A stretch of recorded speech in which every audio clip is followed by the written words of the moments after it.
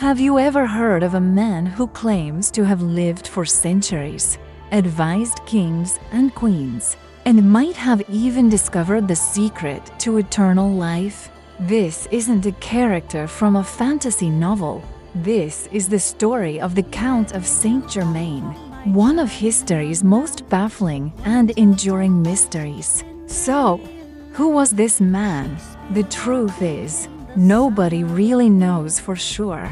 He appeared seemingly out of nowhere in the high society of 18th century Europe, a whirlwind of charm, intelligence, and unbelievable wealth.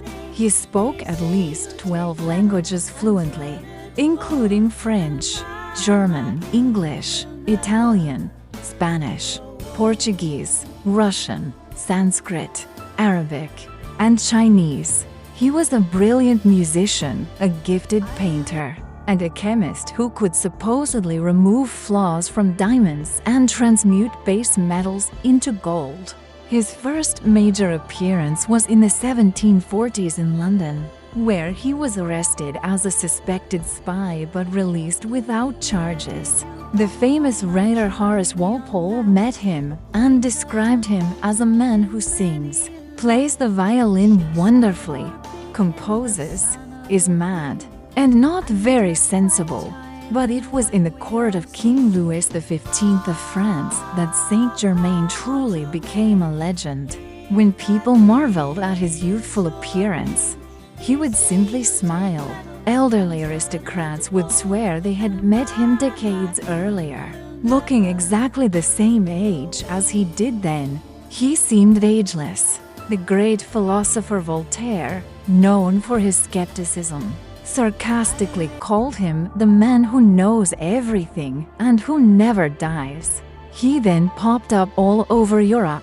In Russia, he was said to have played a role in the coup that put Catherine the Great on the throne. In Belgium, he set up a laboratory, trying to perfect dyes and other chemical processes.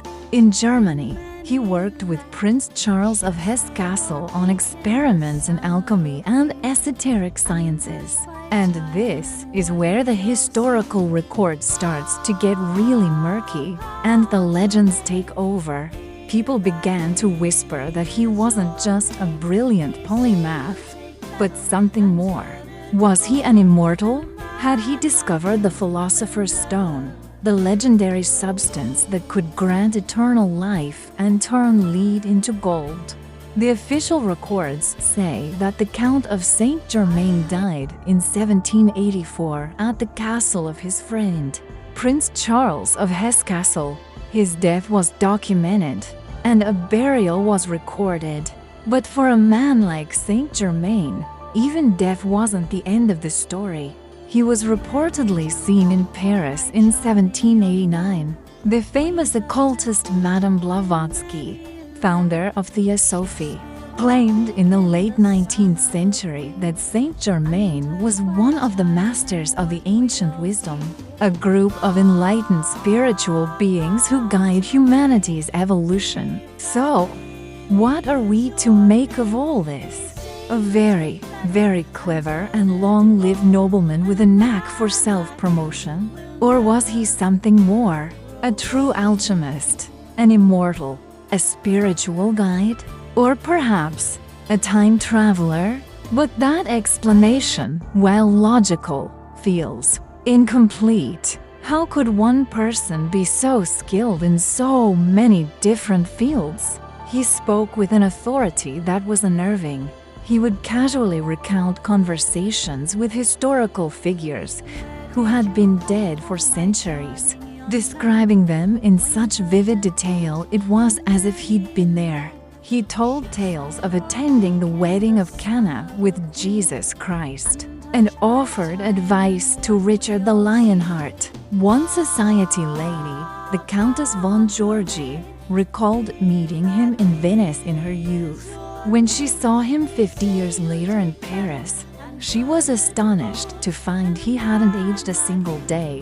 When she asked him about it, he calmly replied that he had indeed known her in Venice, and that he was, in fact, quite old. His wealth was another source of endless speculation. He lived lavishly, adorned with magnificent jewels, but had no known source of income. He famously performed demonstrations for aristocrats, including King Louis XV of France, where he would seemingly remove flaws from diamonds or create precious metals from scratch.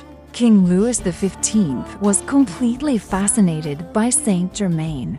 He gave him chambers at the Château de Chambord and a laboratory to conduct his experiments. The Count became a trusted, albeit unofficial, advisor to the king, often undertaking secret diplomatic missions across Europe.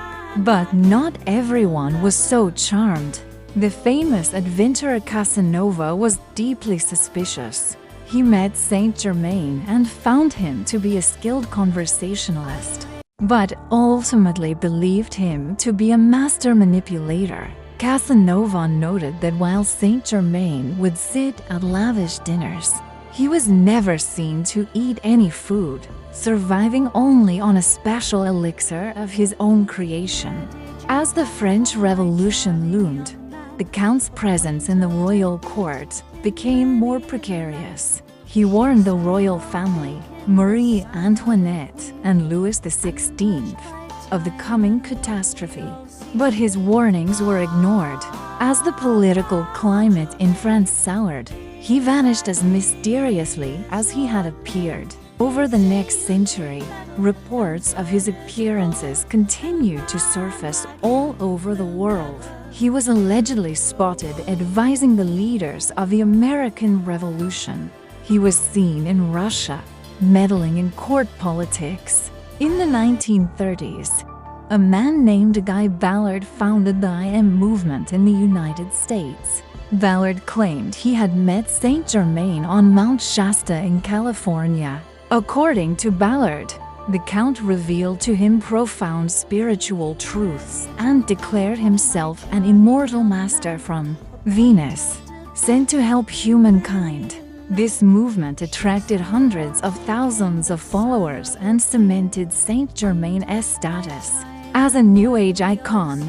So what are we to make of this incredible tale? Let's look at the facts.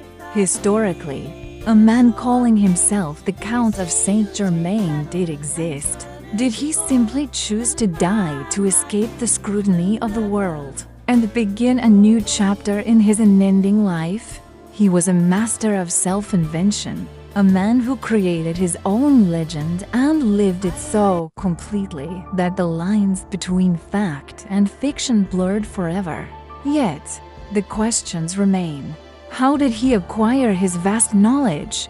How did he maintain the appearance of a 45-year-old man for over half a century? How did he perform feats that baffled the sharpest minds of his time? The truth is, we will probably never know for sure. The Count of Saint Germain has become more than a man. He is an idea. He represents the human fascination with immortality, hidden knowledge, and the possibility that there is more to our world than meets the eye. He is a historical enigma. His story forces us to ask, what if? What if there are people who have unlocked the secrets of the universe? What if history is being shaped by unseen forces? The Count of Saint Germain is a puzzle box with no key, a story that continues to captivate and mystify us centuries later. He is the man who never dies, because his legend is truly immortal. What do you think? Was he a master spy, a spiritual guide, or the world's greatest charlatan? Let me know your theories in the comments below.